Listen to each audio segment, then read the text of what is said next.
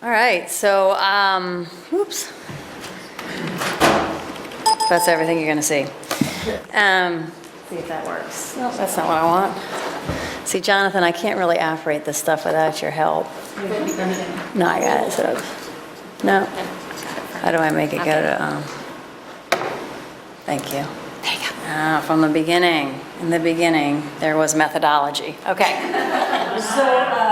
So here's what we did.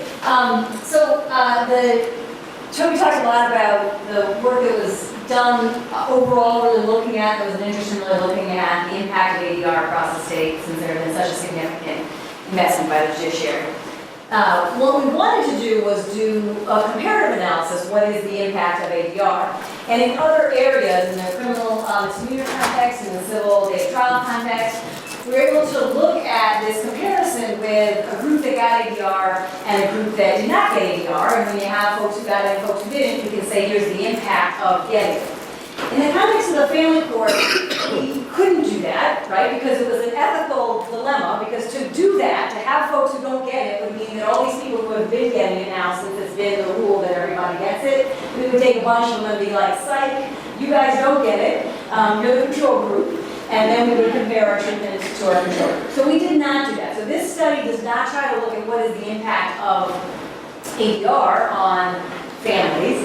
But what it gave us was this incredible opportunity to dig really deep and not say what's the impact of ADR, but what's the impact of the different ways that ADR plays out in this state, and what is the impact of different mediator strategies and different approaches to mediation on the things that we care about. So just real quickly, why do we do mediation? Why is there a rule in Maryland that every family case that doesn't have domestic violence is going to mediation? Why is that?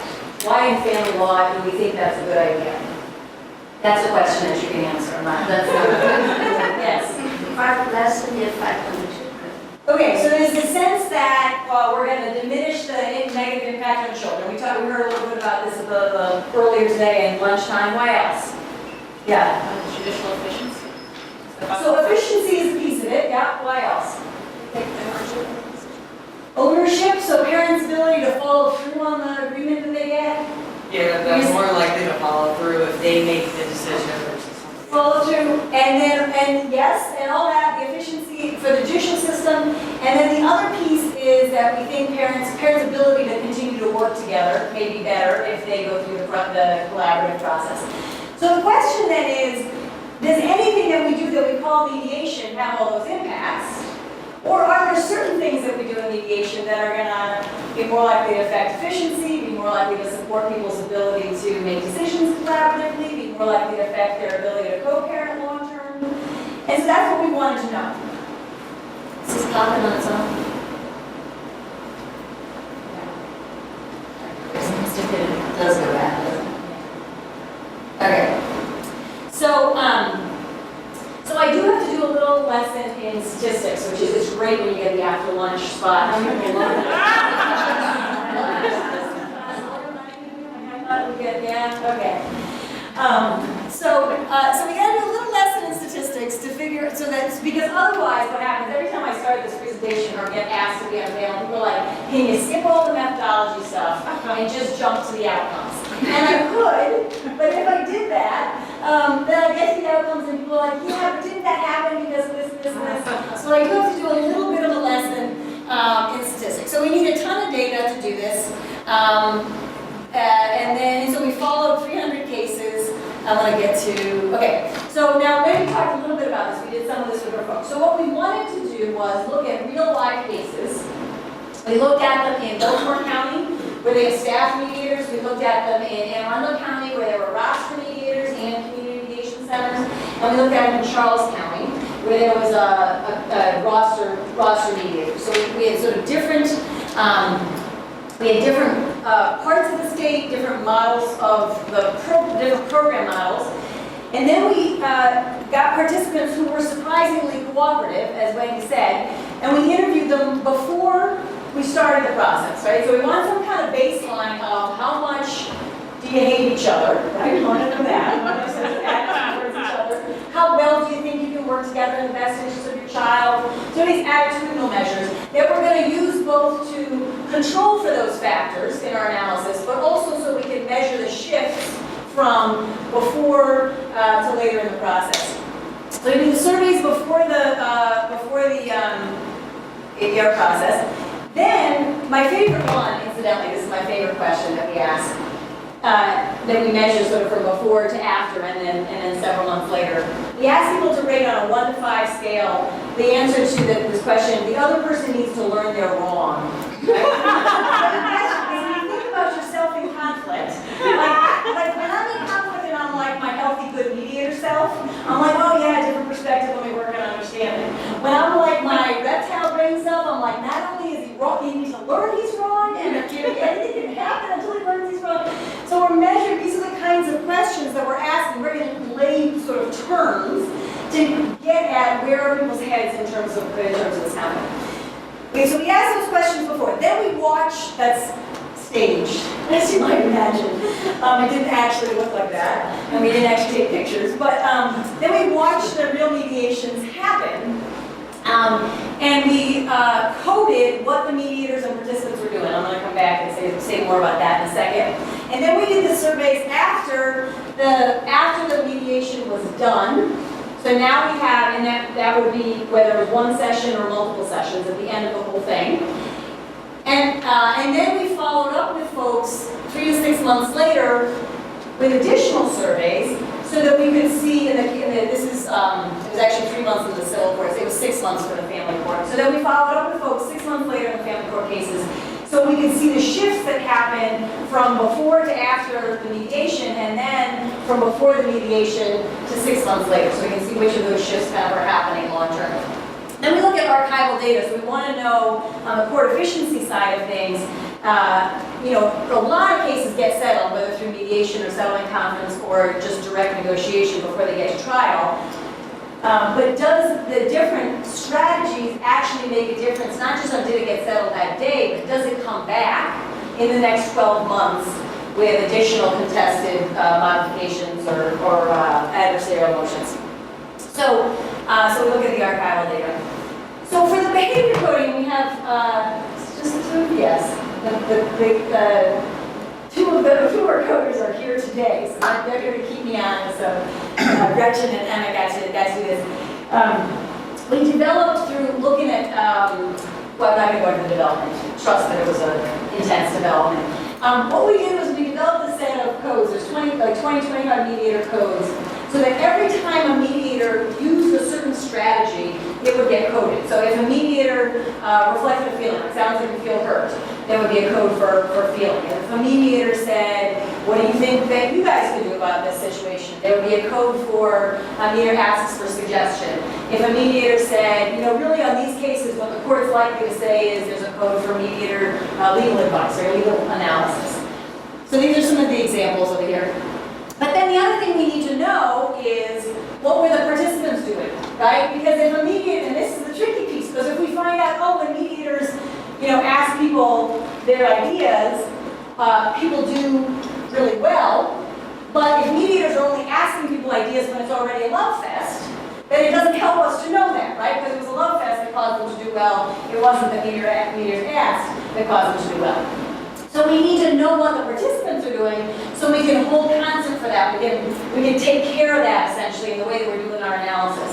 And so we tracked what the participants did. And when a participant said, I think that we could split Christmas, there was a code for, the offer a solution. And when the mediator said, you're an asshole, there was a code for put down. And when the participant said, you're an asshole, the mediator said, I don't know if we had a code. Did we have a code? What would it be? I guess that would be opinion. If I really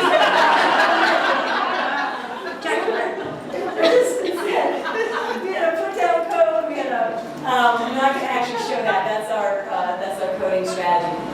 So there were 2 coders in every mediation, and they were tracking all of what participants did and all of what mediators did. Okay, so now we get to do a little test. So what that means is that we have data in our system that tells us the percentage of strategies, and the variables we actually created out of this were the percentage of time, percentage of strategies that mediators were using at any given strategy. So now we have averages, so you can guess on this. On average, what percentage of a mediator actions are reflections? What do you think this is in the family court context? So how many people think 10%? 20%? 30%? 40%? And let's see. The answer is 20% in this data set that we were looking at. Okay. So this is where I get to start telling you about, this is where the stats class starts, so stay awake with me just for a second, pinch your neighbor if they start falling asleep. So now we have all of this data, and we have 25 different mediator strategies, and we have like 18 different participant strategies. And what we need to do is organize that in some kind of a way so that we can do our analysis.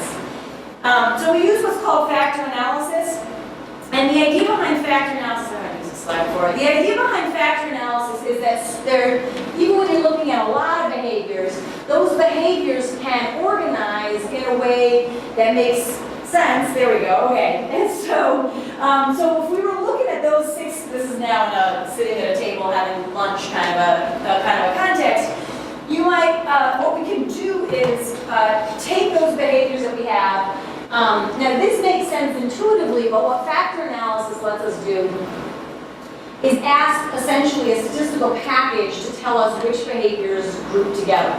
And so, and this is the technical term for it, is we take the 25 behaviors and we shove them into Stata, and then Stata spits out, well, these behaviors go together, and these behaviors go together, and these behaviors go together. And the reason it's important that you understand that is because the behaviors grouped, we had 4 factors that came out of our analysis, and they grouped in these 4 ways. Now, Stata did not give us the names. Stata was not that smart. It did not give us the names, reflect, direct, elicit, and tell. We came up with those. But Stata is one who packaged these. So I didn't go, oh, I think that people reflect emotions and interests and clarify topics together. Stata told me that that's what's happening, and I said, let's call it reflect.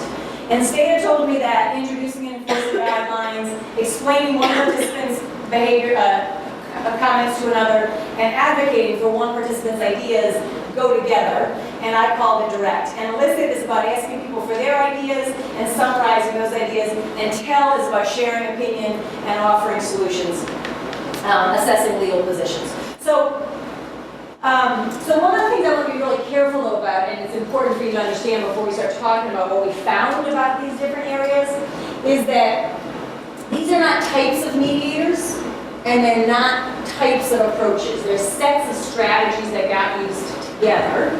So what you could have is one mediator who uses, as Wendy said, in some circumstances uses a lot of reflect, and in another circumstance uses a lot of tell. And you could have someone who does reflect and tell together in the same mediation, and then in another mediation does, direct and reflect together. So what's important is we're looking at these now as groups that get used together to make the analysis more efficient, but it doesn't mean that people are picking one necessarily, although someone could always do only one or only 2 of these. So now, and our statistical class continues. Anyone familiar with regression analysis? Love it, yes, okay, got a couple fans.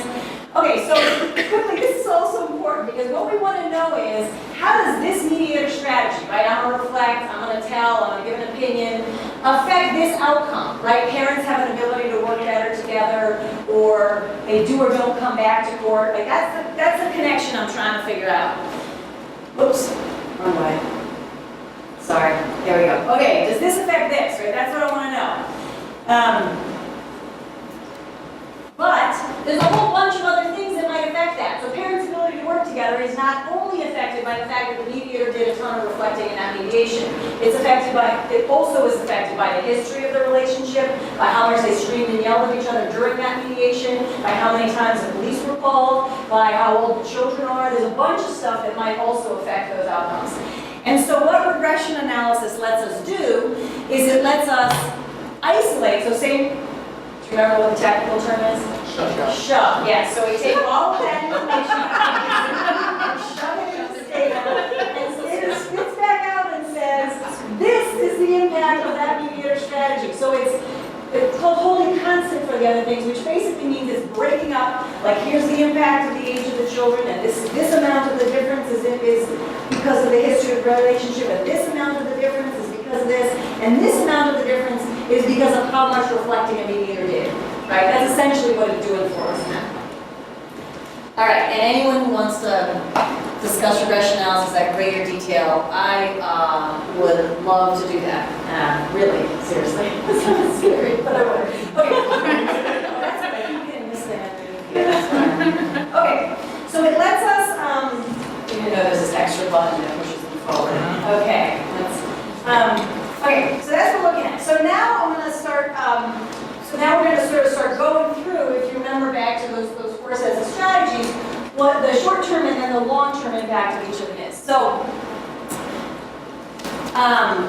so the reflecting strategy, the findings on that were that participants were more likely to say the other person listened and understood, which is interesting. The mediator's reflecting more, they say the other person listened and understood, right? So you can think about what that means in terms of like the impact is that there's listening and understanding happening, right? It's not that the mediator listened and understood, but the other person did. Become more able to work together. So on these things about from pre to post, when we're measuring like, I feel like I can talk to the other parent, I feel like I can work with the other parent, those measures increase from before mediation to after mediation with more reflecting strategies. Develop personalized agreements. So Wendy talked a little bit about the personalization of agreements. They tended to be more personalized if the mediator was doing more reflecting. They were less likely to dismiss the other person's perspective. So that's the other person needs to learn they're wrong. That's that question. So that goes down when the mediator does more reflecting. And, so here's the kicker, but wait, there's going to be more. They were less likely to reach an agreement. So if this was the end of the story, which it's not, don't anybody leave the room in the next 5 minutes. If this was the end of the story, we might be like, oh, okay, well, what do we do? So here's an ethical dilemma. If you're less likely to reach an agreement, if our parents are more likely to be able to work together, and what would that say to us? What does that say to us? That does give us a little bit of pause, right? If the goal is for parents to be able to work together long term, which it looks like this strategy gives us, but they're less likely to reach an agreement. So we can sort of wrestle with that. I hate trying to do this in a half an hour, because usually we get like stop and talk about that. So just like do that in your head for the next 10 seconds, and then I'll keep going. In the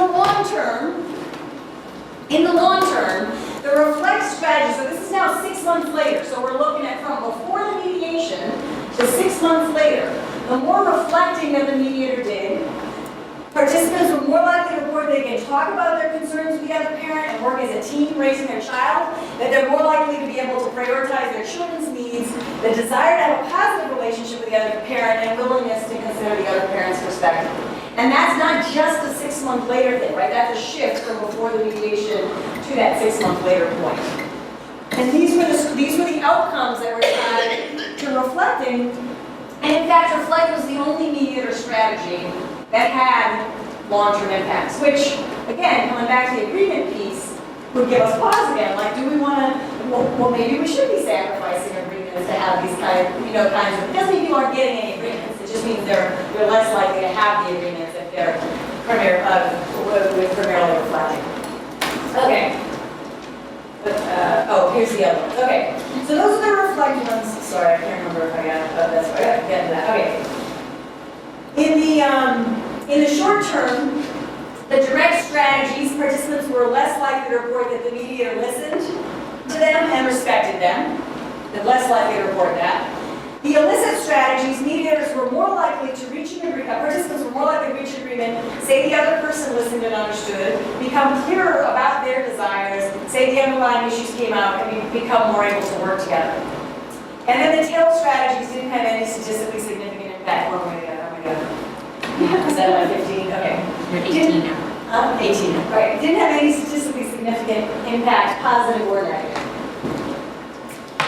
So what I wanted to know is when you have variables that move in opposite directions, but they are statistically significant, one of the questions you can ask is what happens when they're done together, right? So we have illicit strategies that have a positive impact on getting an agreement. We have reflect strategies that by themselves have this negative impact. What if you use them together? So we do interactive variables and take a look at what if we use them together. And when we combine them essentially, which is a test, it's a statistical test of what happens if these two sets of strategies are used together. we actually find that participants are more likely to report a positive shift in their ability to work together, which they both had that by themselves, so you would expect that together. Say the other person listened and understood them, indicate the underlying issues come out, and they are more likely to reach an agreement, and then it's a more personalized agreement. So, in fact, what that tells us is you can, when you're combining these two strategies, you sort of get the benefits of each of them by themselves, but the net impact of the two strategies combined still has a positive effect on reaching an agreement. Okay, so the other thing, so we looked at those mediator strategies. The other thing that we looked at was time spent in caucus, in private session. And so we looked at, the variable was what was the percentage of the time in the mediation that was spent with folks separated from each other. So if it was a 1 hour mediation and there was a half an hour of caucus, then it would be 50% would be our variable, and if it was a 2 hour mediation and a half hour caucus, 25% would be that variable. That's how we were measuring it. And what's really important to remember here is that because we were controlling for what the participants did, it is in fact the impact of the caucus that we're measuring, not like, oh, when participants are being difficult, they go into caucus, so what I'm actually finding is the impact of participants being difficult. Because we tracked how difficult participants were, right, held constant for that, and then looked at the impact of caucusing. And so, more time in caucus, how many people think more time in caucus people were more likely to say the mediator respected and listened to them? And the other participant listened and understood them.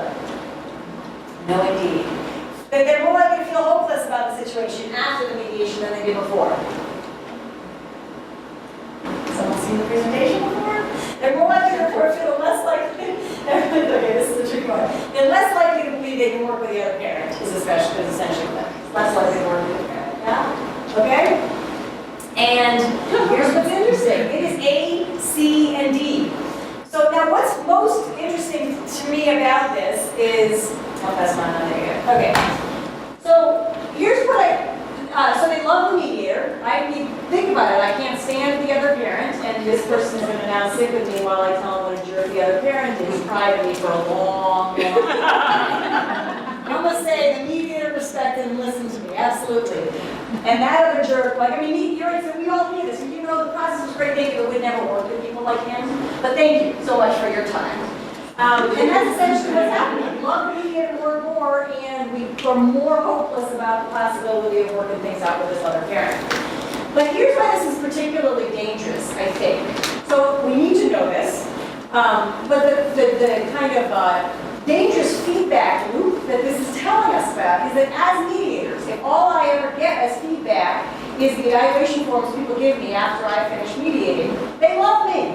I spent a ton of time in caucus, they love me. They may or may not be able to work with this person long term, but I'm never finding that out as a mediator, right? I would not know those short-term, long-term impacts, and I wouldn't ever be able to connect it to which strategies I was using, right? With this bigger context of, 200 other cases that it's being mixed up with.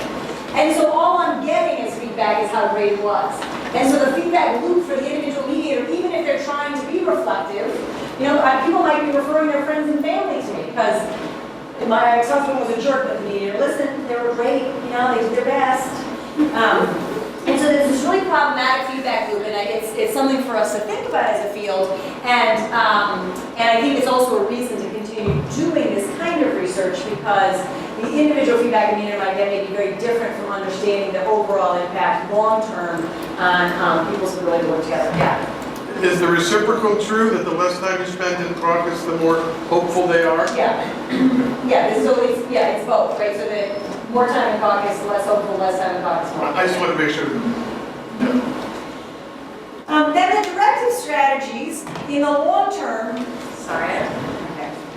the directive strategies, which you remember in the short term had participants not liking mediators as much, in the long term, actually are tied to participants more likely to file adversarial motions, and they're filing more adversarial motions right, in 12 months after the mediation. That make sense? So this is to the efficiency of the court idea that we were talking about earlier. The more directive strategies mediators use, so you can imagine, my guess is what's happening is directive strategies are leading to agreements that people aren't really, they're not owning, And so then they're more likely in the subsequent 12 months to come back and file for modifications, and those tend to be contested modifications.